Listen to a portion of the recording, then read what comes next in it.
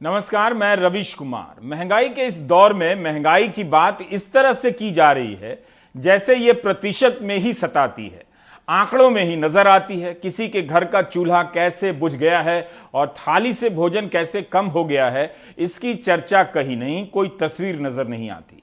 महंगाई के कारण कितने लोग गरीबी रेखा के नीचे चले गए, इसका भी अंदाजा नहीं।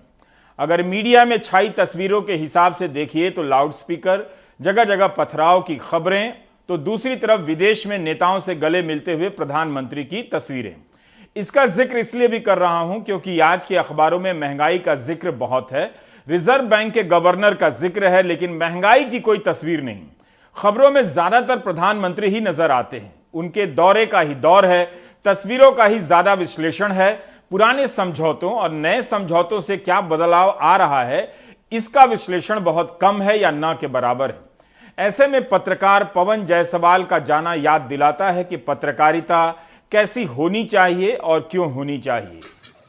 ये वो खाना तो नहीं हो सकता जिस पे सरकार एक साल में 2275 करोड़ रुपए खर्च कर रही है। यहाँ भूखे बच्चे कभी नमक रोटी खा के पेट भरते हैं तो कभी नमक चावल। ना मालूम कब से ये सिलसिला चल रहा है।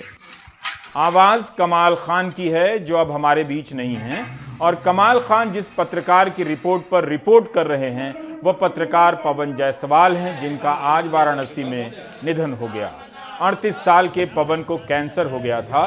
23 अगस्त 2019 को पवन जायसवाल की एक रिपोर्ट राष्ट्रीय स्तर पर चर्चित हो गई।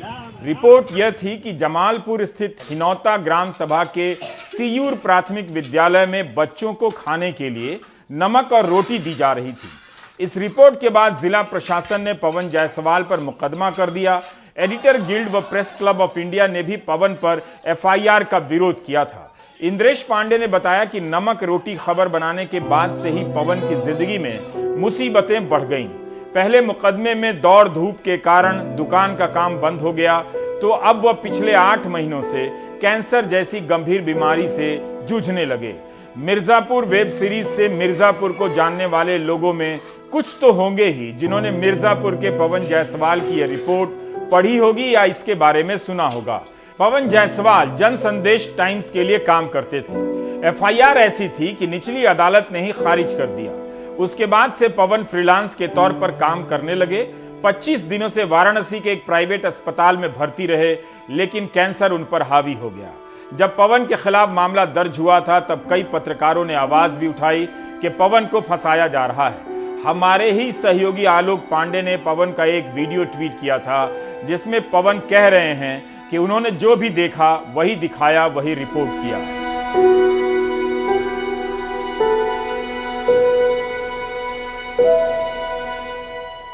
हमें प्राथमिक विद्यालय सीयूर जो ब्लॉक जमालपुर पड़ता है मिर्जापुर के अंदर, मेरे को इसके बारे में कई दिन सूचना मिल रही थी कि विद्यालय में बच्चों को अन्न के साथ मिड डे मील में अनियमितता बढ़ती जा रही है।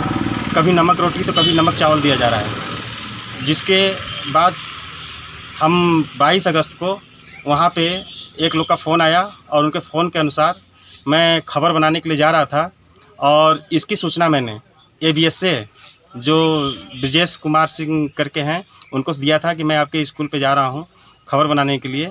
और मैं वहाँ पे गया। जाने के बाद मैंने देखा बच्चे नमक रोटी 12:07 में मैंने पहला वीडियो बनाया जिसमें देखा मैंने नमक रोटी बच्चे खा रहे हैं। और फिर उसके बाद मैंने ये अपने ऊपर ज़िले में बैठे रिपोर्टरों को ये सूचना दिया, तो इसके बाद उन्होंने DM को ये बात बताई। DM खबर चलने के पहले मात्र सूचना से ही वहाँ पे जा कर के पूरा जांच किए। जांच करने के बाद तुरंत प्रभाव से कई लोगों को निलंबित किया। उसके बाद मामला ये हाई प्रोफाइल हो गया। ये जिला प्रशासन अपनी किरकिरी न हो, इसके लिए इन्होंने अपना किरकिरी होता देख और हमारे ऊपर कई आपराधिक मामले दर्ज कर दिए। आजकल इस देश में बात बात पर गर्व करने की सनक चढ़ गई है, इसलिए पवन जायसवाल की खबर बताई ताकि जब आप विदेश जाएं और NRI अंकिलों से मिलें तो बता सकें कि भारत में पवन जायसवाल नाम के पत्रकार भी होते हैं जो बहुत सीमित कमाई के बाद भी जनता की खबरें करते हैं। नौकरी से निकाल दिए जाते हैं और कैंसर के इलाज में उनके परिवार का काफी कुछ बिक जाता है। तमाम हमलों के बाद भी पवन अपनी रिपोर्ट पर कायम रहे।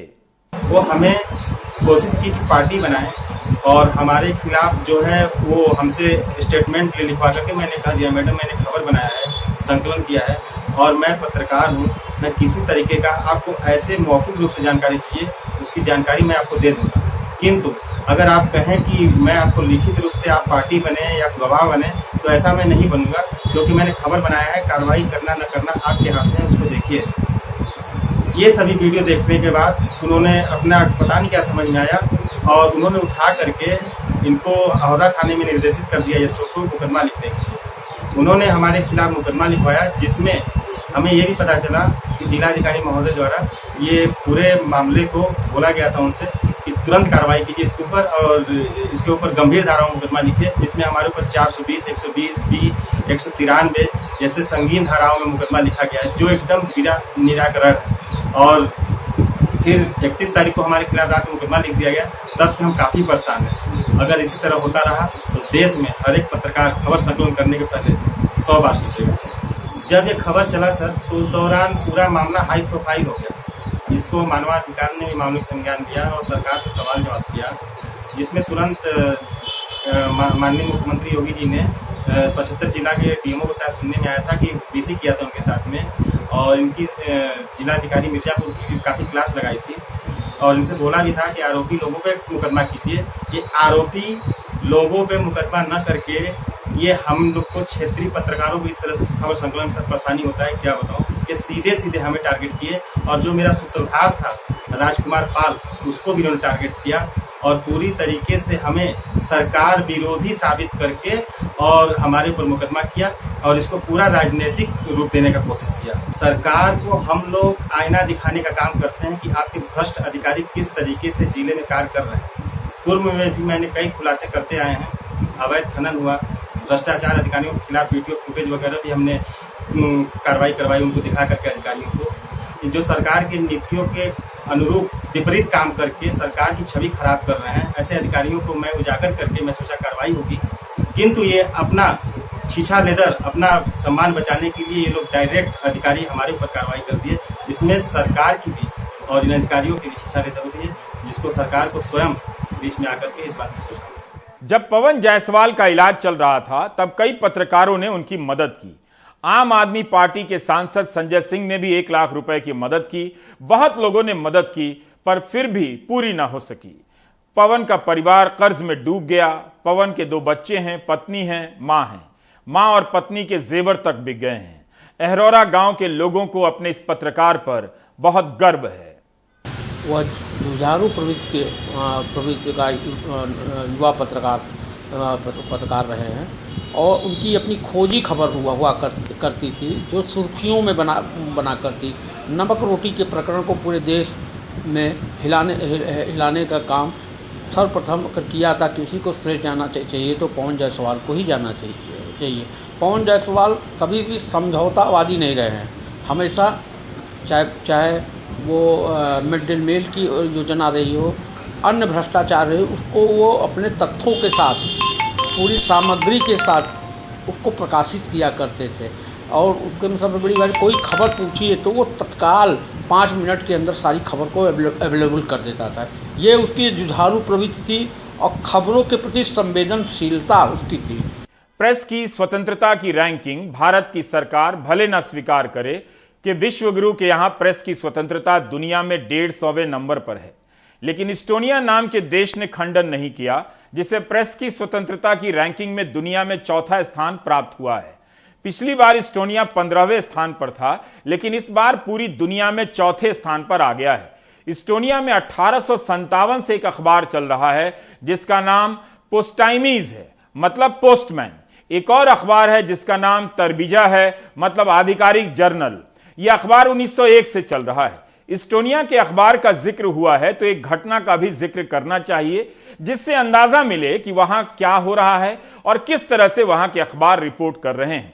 मिसाल के तौर पर इस खबर की बात कर सकते हैं। इस्टोनिया की एक अदालत ने वहां के अखबार एसटी एक्सप्रेस के 2 पत्रकारों पर जुर्माना लगा दिया 1000 यूरो का, कि पत्रकारों ने वहां के सबसे बड़े बैंक के पूर्व अधिकारी की पड़ताल की, जिन पर मनी लॉन्ड्रिंग का शक था।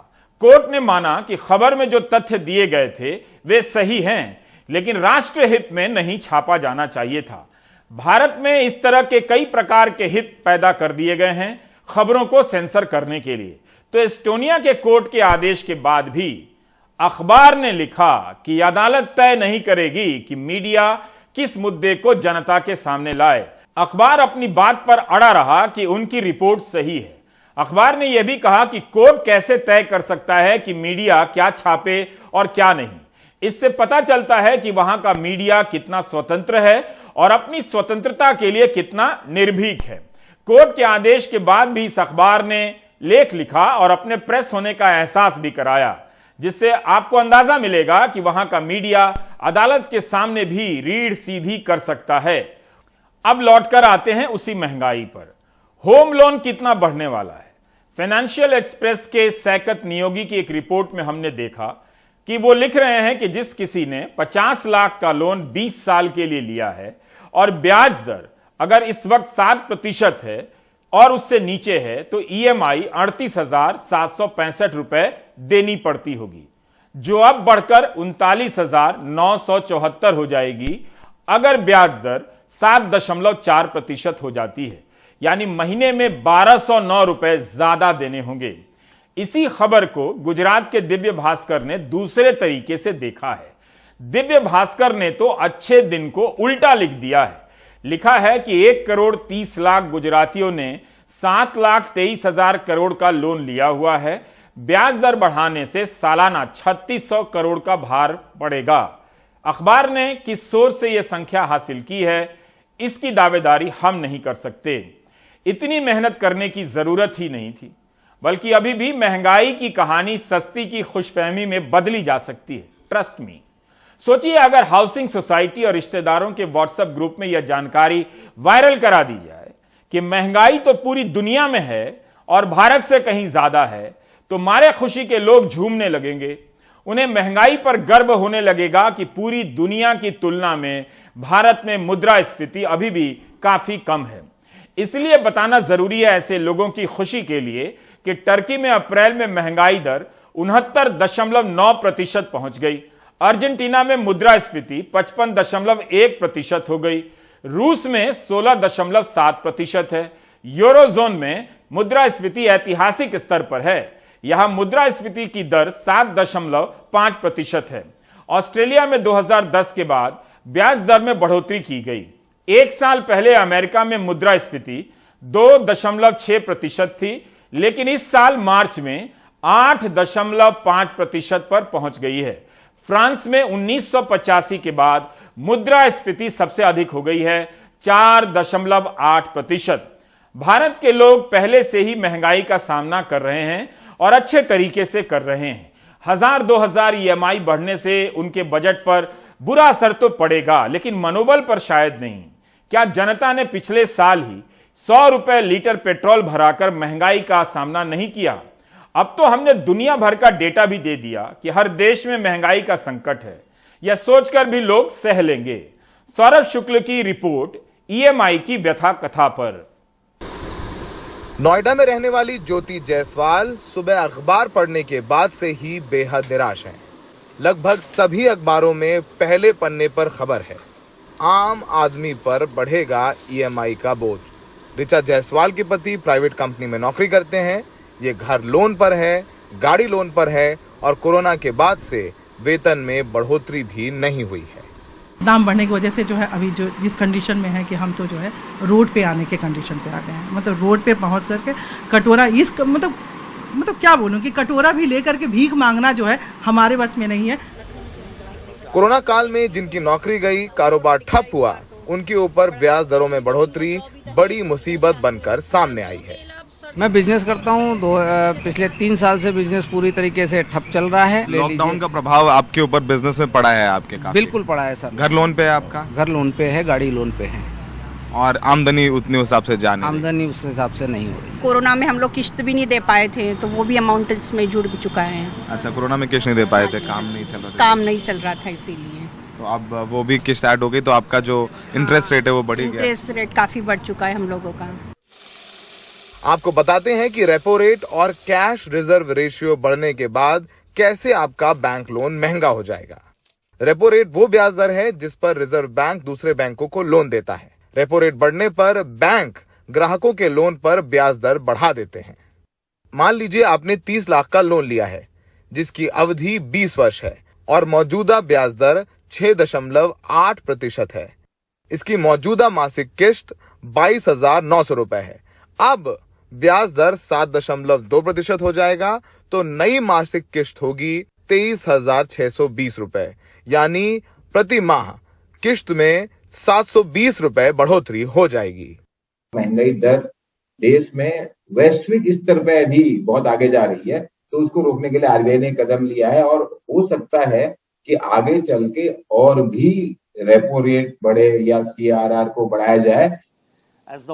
आरबीआई की रेपो रेट बढ़ाने के पहले ही मकान के लिए लोन देने वाले एचडीएफसी समेत कई बैंक ब्याज दरों में इजाफा कर चुके हैं। तो वाकई में मिडिल क्लास से बात करिए तो वो असहाय है, क्योंकि उनकी सुनवाई करने वाला कोई नहीं है। ना राशन मुफ्त मिलता है और ना किसी बड़ी सरकारी स्कीम का कोई लाभ। सहयोगी संजय कौशिक के साथ दिल्ली में सौरभ शुक्ला, एनडीटीवी इंडिया।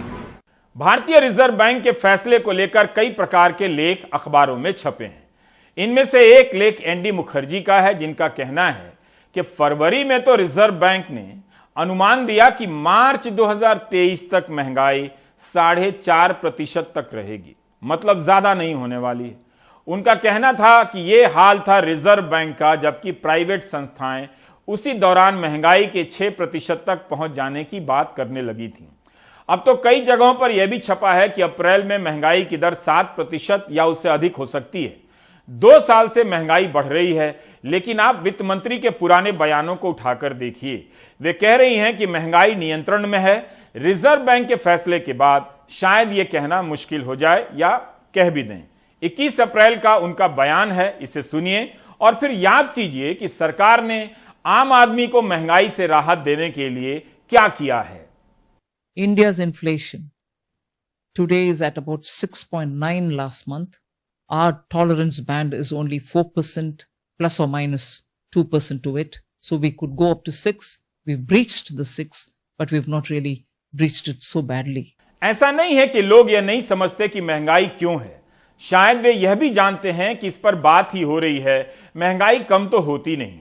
फिर भी इस दौर में हम इस बात से अनजान हैं कि महंगाई ने उनके जीवन पर कैसा असर डाला है, आम लोग महंगाई से कैसे लड़ रहे हैं। सुशील महापात्रा ने कुछ लोगों से इस संदर्भ में बात की। दुकान का किराया नहीं निकल रहा है हमारा, बस यही बोलना है। तो पहले कितने कमा लेते थे? पहले जो हो जाए इनकम, जैसा काम, जैसा मतलब भीड़ रहेगा वैसा काम होगा। हाँ, जैसा भीड़ रहेगा वैसा। अब भीड़ नहीं है? अभी बिल्कुल नहीं है। तो आप कह रहे किराया नहीं निकल रहा है? नहीं निकल रहा है। तो फिर क्या, पड़े हैं, बोनी नहीं हुआ सुबह से अभी तक, पड़े हुए ऐसे बैठे हैं खाली में बैठे हैं। तो फिर अब तो और महंगा होने वाला है सब कुछ, फिर तो और लोग नहीं आएंगे। क्यों महंगा होगा? महंगा क्यों होगा? सब काम सस्ता ही तो है पूरा। आपकी बात नहीं कह रहा हूँ, देश में और महंगाई होगी। देश में महंगाई नहीं होगी, सब माहौल ठीक हो जाएगा, सब सही हो जाएगा। सब ठीक हो जाएगा आपको लगता है? कैसे? बिल्कुल लगता है। आप ये कह रहे हैं कि देश में सब कुछ ठीक है?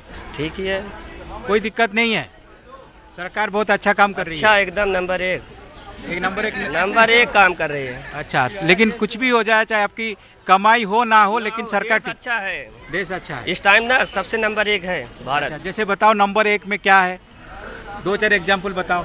हर एक चीज में है, क्या नहीं है बताओ। जैसे बताओ आप पूछो, आप मतलब क्या चीज? मैं पूछ रहा हूँ, देश में सब कुछ अच्छा हो रहा है तो 1-2 अच्छा बता दो। क्या बता दो जो देश में अच्छा हो रहा है? महंगाई वो तो कोई भी सरकार रहेगी ऑलरेडी बढ़ेगी, वो तो। हाँ, वो तो बढ़ेगी, वो तो बढ़ेगी। ठीक है। और अच्छा है जो बताओ ना, जो अच्छा ही हो रहा है। अच्छा है क्या बताऊँ आपको? इतनी सब्जियां महंगी है, राशन का सारा सामान महंगा हो गया, और क्या चाहिए? राशन का सारा सामान महंगा हो गया, और क्या? तो पहले कितना खर्च हो जाता था आपका, अब कितना हो रहा है? पहले आधे हो जाते, तब तो पूरा हो जाता था। सारी सब्जियां महंगी हैं। तो फिर कैसे? अब तो और जो है महंगी होने वाले सामान सब।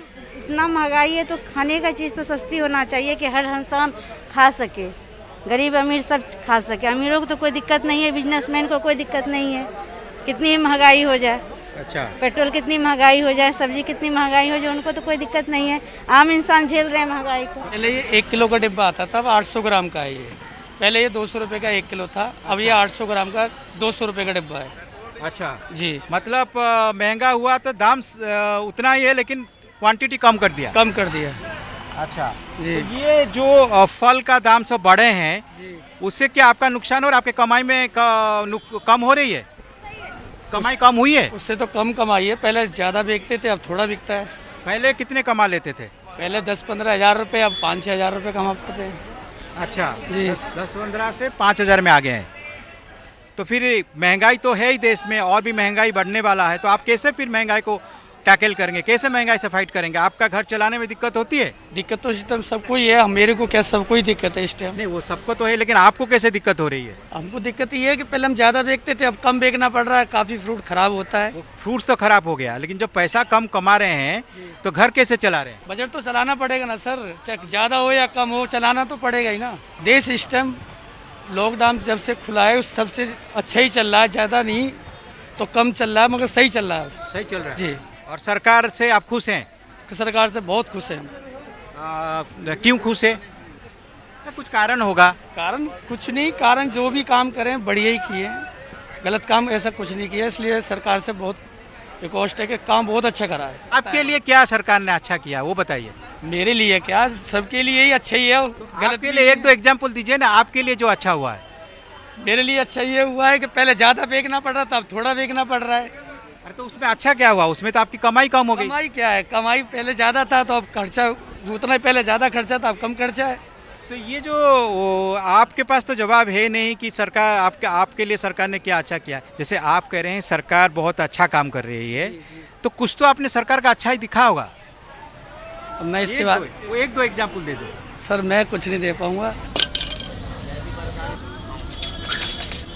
और तो इतनी बजट नहीं हमारे पास इतनी काम धंधा रहा नहीं। पहले जो काम धंधा था वो अच्छा ही था, जो 2 टाइम अच्छे से खा लेते थे। अब तो काम ही नहीं है जरा सा भी। घर का राशन, तेल, ये सब वो सब आप कैसे फिर करते हैं? दिन का कितना आप कमा लेते हैं? बस यही बता तो रहा हूँ आपको कि कभी हो जाते तो 100, 200, 300, कभी होते भी नहीं हैं।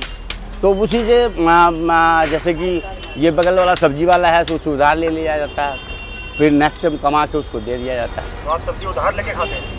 हाँ, सब्जी जैसे पैसे नहीं रहा तो उधार ले लिया, फिर नेक्स्ट टाइम दे दिया उसको। तेल वगैरह खाने को पकाने के लिए तेल चाहिए आदमी को, तेल उसका आप कैसे करते हैं? तेल इतना महंगा है। अब जैसे खुले दुकान है उससे 10 रुपये का ले लिया खुला तेल।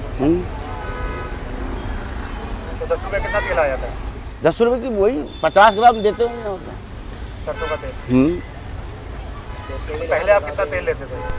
पहले जब पहले 100 रुपये हुआ करता था तब आप कितना तेल? फिर आधा लीटर ले लेते थे।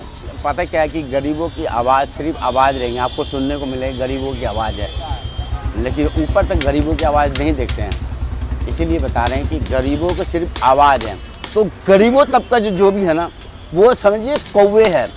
सिर्फ चिल्लाएंगे हम रोड पे, हम कौवे हैं और कौवे के जैसे हम चिल्लाएंगे, बस सुनने वाला सिर्फ सुन के रह जाएंगे, हमारी आवाज़ को दफन कर दिया जाएगा। क्या आप जानते हैं कि भारतीय रेल ने गाड़ियों के करीब 1100 फेरे रद्द कर दिए हैं कोयला संकट के कारण। पैसेंजर और मेल ट्रेनों के रद्द होने से आम लोगों के जनजीवन पर क्या असर पड़ा होगा, इसकी कोई जानकारी नहीं। क्या यही विकल्प था या यही एकमात्र कारण था, इस पर बहुत कम चर्चा है। मध्य प्रदेश के सिवनी में गोकशी के शक में 2 आदिवासियों की पीट पीट कर हत्या कर दी गई, लेकिन जांच से पहले गृहमंत्री नरोत्तम मिश्र ने बजरंग दल को क्लीन चिट दे दी। स्थानीय विधायक और लोगों ने हत्या का आरोप बजरंग दल के कार्यकर्ताओं पर लगाया है। यहां तक कि स्थानीय थाना प्रभारी ने भी आरोपियों के बजरंग दल और राम सेना से संबंधित होने की बात कही थी। किसके लिए काटे थे? सब सुनो तो भैया हाँ, किसके लिए काटे थे? रुको। सिवनी जिले की कुरई तहसील के सिमरिया गांव में सोमवार रात गोकशी के शक में धानसा और संपत बट्टी को लाठियों से जमकर पीटा गया, जिसमें दोनों की मौत हो गई। उनका बॉडी तो वैसे कुछ था ही नहीं ना उसके साथ में, अब वहीं अस्पताल में खत्म हुआ था। हम तो यहाँ थे, चौकी में फोन कर दिए बजरंग दल वालों ने, और वहाँ से बाले के बारे ले लिए। गोकशी के आरोप में कथित तौर पर 2 लोगों की हत्या के आरोपी इन चेहरों के पोस्टर, सोशल मीडिया पर इनकी तस्वीरें खुद इनकी पहचान बता रही हैं कि ये किस संगठन से जुड़े हैं। एक आरोपी दीपक अवधिया खुद को विश्व हिंदू परिषद का बता रहा है, तो दूसरा शेर सिंह खुद को बजरंग दल का। थानेदार ने भी बता दिया, लेकिन सूबे के गृह मंत्री को पता नहीं है।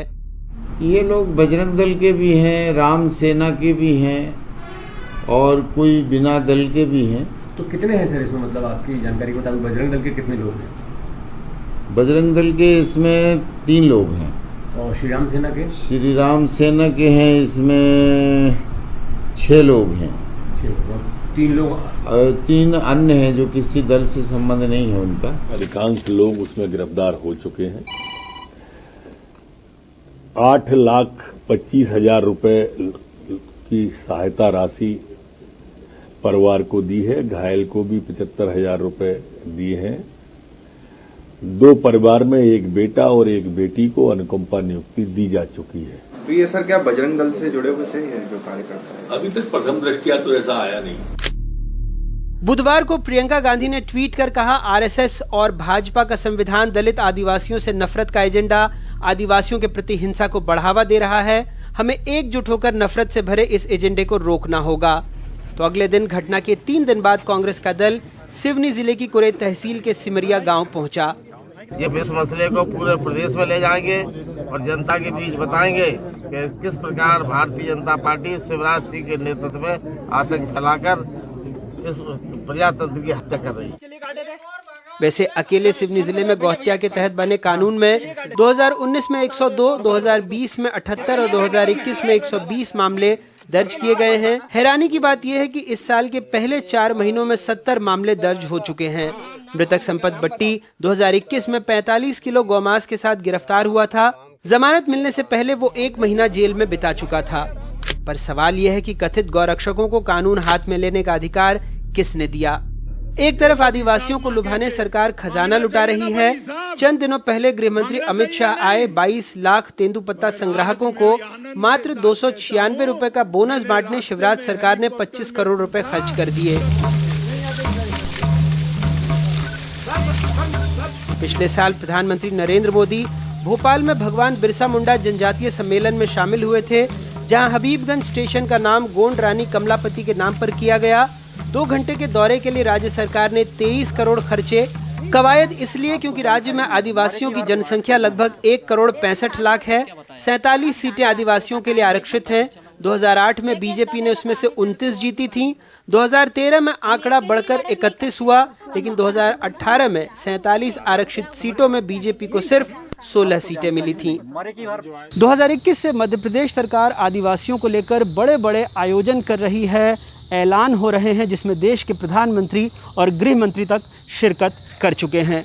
कोशिश यही है कि आदिवासियों के उस वोट बैंक को हासिल किया जाए जो 2018 के चुनाव में बीजेपी से छिटक कर कांग्रेस के पास चला गया था।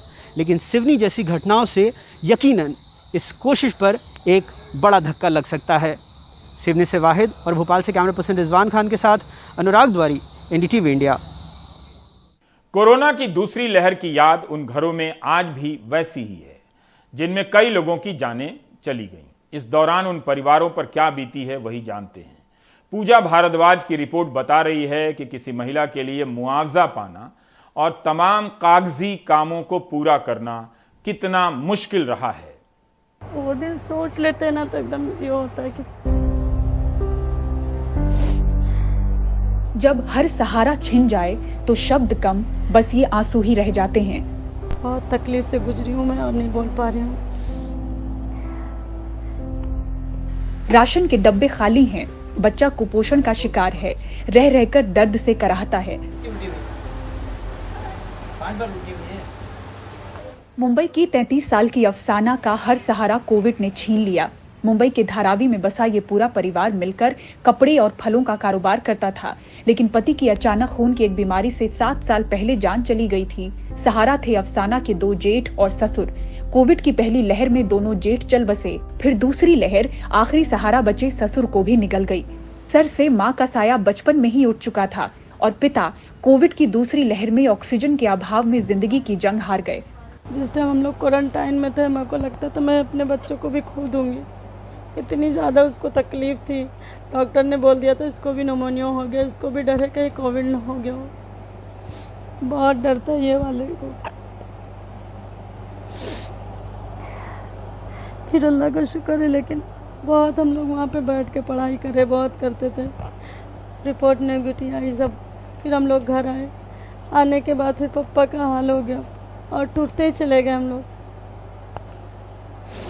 रोज़मर्रा की ज़िंदगी भी जैसे गुजर रही है, कुछ हेल्प चाहिए मुझे, कुछ भी नहीं हो रहा है। गवर्नमेंट भी सब लिख के करते हैं, हाँ करेंगे करेंगे करके कुछ नहीं होता है, कुछ नहीं करते हैं। फिर ऐसे आए, ये दौर से गए। फिर उसके बाद 11 दिन के बाद दूसरे जेठ भी डेथ कर गए, उनको भी कोरोना हो गया। फिर 1 महीने के बाद, कुछ दिन के बाद मेरे फैमिली से ही रिलेटिव वो भी चले गए। फिर 9 महीने के बाद मेरे ससुर जो हमको, हमारे 2 बच्चे छोटे उनको देखते थे मेरे हस्बैंड के गुजरने के बाद, वो भी चले गए। एक महीने के बाद मेरे पापा भी गुजर गए, वो गांव में गुजरे, उनकी भी डेथ हो गई। ऐसे ऐसे हालात से गुजरे। अब मैं कैसे बच्चे को पालती हूँ और करती हूँ बस।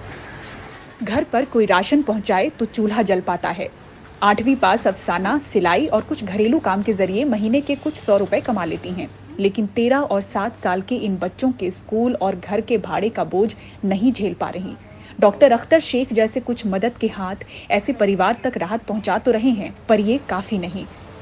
लेने वाले बहुत लोग आते हैं, मगर जो ज़रूरतमंद होता है उस तक चीज़ें पहुंचती नहीं है। और यही लॉकडाउन में भी हुआ है, बहुत लोगों तक नहीं पहुंची। हम लोगों ने जबरदस्ती छीन के झपड़ के लाके इनको दिया है, ताकि इनका घर चल सके, इनके बच्चों के पेट में अन्न जा सके, खाना जा सके। बच्चे थोड़ा सा, मतलब आप देख सकते हैं ये बच्चे कितने कमज़ोर हैं।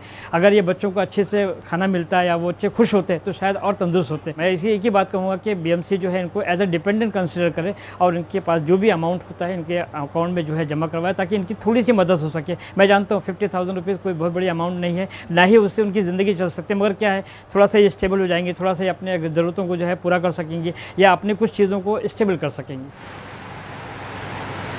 अफसाना के इस 10 बाय 14 के छोटे से कमरे के इस किचन के खाली पड़े डब्बे से आप अंदाज़ा लगा सकते हैं कि रोज़मर्रा की ज़िंदगी में ज़रूरतों से किस तरह से ये जूझ रही हैं।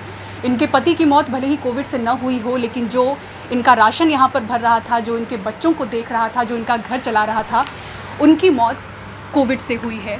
ऐसे में इन फॉर्म्स के ज़रिए इनकी कोशिश है कि BMC से अगर 50,000 की मदद राशि इन्हें मिल जाती है तो तकलीफ़ थोड़ी सी कम होगी। मुंबई के धारावी से कैमरा पर्सन प्रवीण जी रोहित के साथ पूजा भारद्वाज, NDTV इंडिया। यूक्रेन के रक्षा मंत्रालय ने आरोप लगाया है कि रूसी सैनिकों ने 4 लाख टन अनाज चुरा लिए हैं। बताइए, अब यह सब होने लगा है। धान गेहूं लूट रहे हैं ये लोग। कुछ दिन में आरोप लगेगा कि पॉकेट मार रहे हैं। जब रूस को यही सब करना था तो खुद से युद्ध बंद कर देना चाहिए। युद्ध बंद नहीं होने से उन ग्लोबल नेताओं की नेतागिरी खूब चमक रही है, जो केवल बयान दे रहे हैं कि युद्ध बंद हो, लेकिन कुछ हो नहीं रहा है, युद्ध जारी है। हम सभी को ब्रेक ले लेना चाहिए।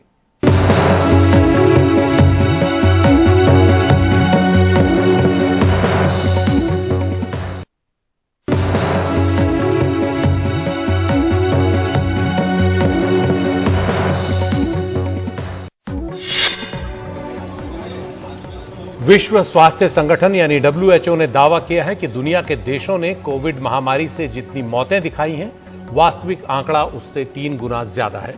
कोरोना से इन मौतों में कोरोना से पैदा हुई जटिलताओं से हुई अन्य मौतों का आंकड़ा भी जोड़ा गया है। WHO के अनुमान के मुताबिक 2020 और 2021 में दुनिया में करीब 1 करोड़ 49 लाख लोगों की मौत हुई है। WHO के इस अनुमान से कोरोना महामारी की भयावहता का अंदाजा लग रहा है। WHO के मुताबिक सरकारों की ओर से दिए गए आंकड़ों के अतिरिक्त जिन मौतों का अनुमान लगाया गया है, उनका 84% दक्षिण पूर्व एशियाई देशों, यूरोप और अमेरिकी देशों से है। इनमें भी 10 देश ऐसे हैं जहां से अतिरिक्त मौतों का 68% आंकड़ा आता है। अनुमान के मुताबिक मरने वालों में 57% पुरुष और 43% महिलाएं हैं। इनमें भी बुजुर्ग लोगों की मौत ज्यादा हुई है।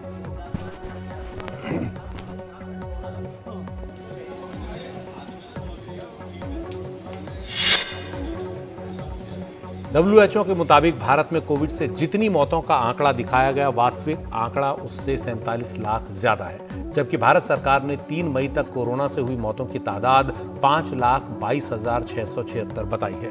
भारत सरकार ने WHO के आंकड़े पर सवाल खड़े कर दिए हैं। सरकार ने कहा है कि उसके सिविल रजिस्ट्रेशन सिस्टम के जरिए वास्तविक आंकड़ा WHO को उपलब्ध कराया गया है और WHO की ओर से मौत के आंकड़े के लिए मैथमेटिकल मॉडल का इस्तेमाल नहीं किया जाना चाहिए। भारत सरकार के मुताबिक भारत में जन्म और मृत्यु के रजिस्ट्रेशन का सिस्टम बिल्कुल पुख्ता है।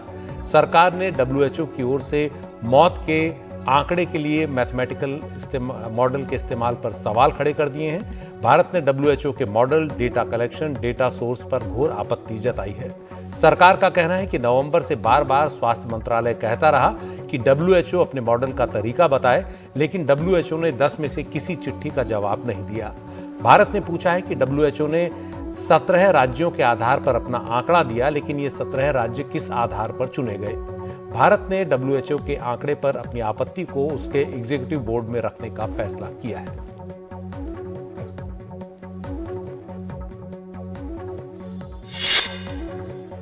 जम्मू कश्मीर का नया राजनीतिक नक्शा आखिरकार तय हो गया है। परिसीमन आयोग ने अपनी अंतिम रिपोर्ट सौंप दी है। इसमें 90 विधानसभा सीटों और 5 स्थायी सीटों को नोटिफाई किया गया है। इसके बाद अब जम्मू कश्मीर में विधानसभा चुनावों का रास्ता साफ हो गया है। परिसीमन आयोग की अंतिम रिपोर्ट वही है जो उसके मसौदा प्रस्ताव में थी और जिसे जम्मू कश्मीर की तमाम विपक्षी पार्टियों ने खारिज कर दिया था। परिसीमन आयोग ने बीजेपी के प्रभुत्व वाले जम्मू इलाके में 6 नई सीटें जोड़ी हैं, जबकि कश्मीर घाटी की 1 ही सीट बढ़ाई गई है। ये तब है जबकि कश्मीर इलाके की जनसंख्या जम्मू के मुकाबले 15 लाख ज्यादा है। परिसीमन आयोग ने अपने बयान में कहा कि उसने इलाके के विशिष्ट भू सांस्कृतिक परिदृश्य का ध्यान रखा है। इसके अलावा जम्मू और कश्मीर की राजनीतिक महत्वाकांक्षाओं, जनसंख्या घनत्व में अंतर, कनेक्टिविटी और पाकिस्तानी गोलीबारी से प्रभावित होने वाले सीमांत इलाकों का भी परिसीमन के दौरान ध्यान रखा गया है। 90 सीटों में से 9 सीटें अनुसूचित जनजाति और 7 सीटें अनुसूचित जाति के लिए आरक्षित रखी गई हैं। उधर बीजेपी ने परिसीमन आयोग का विरोध कर रही पार्टियों के आरोप को खारिज करते हुए कहा है कि अब जाकर जम्मू को उसका हक मिल पाया है।